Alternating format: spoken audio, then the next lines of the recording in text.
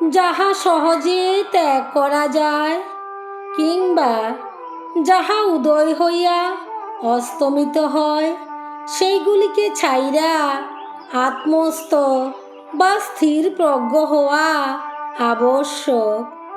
অভাব আপনা হইতেই দূরে সরিয়া যায়, তাহাকে দূর করিবার জন্য আর চেষ্টা করিতে হয় না। ধর্মের বৃক্ষের গায়ে অনেক পরগাছা জন্মে।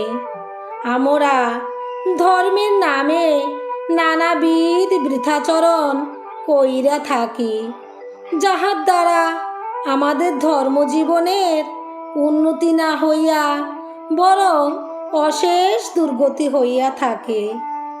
গুরুবাক্য সত্য, যাহা সত্য তাহাই গুরু। গুরুর উপদেশ মানিয়া চলিলে অপসিদ্ধান্ত ও মিথ্যা জিনিসগুলি সূর্যোদয়ের অন্ধকারের ন্যায় সহজেই বিদূরিত হইয়া যায় এবং শুদ্ধ সত্য ধর্ম প্রদীপ্ত ভাস্করের মতো প্রকাশিত হয়। গুরু দিব্য চক্ষু দান করিলে নিত্যানিত্য বস্তুবিক হইয়া থাকে।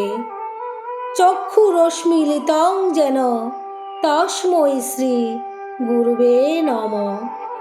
জয় রাম, জয় গোবিন্দ।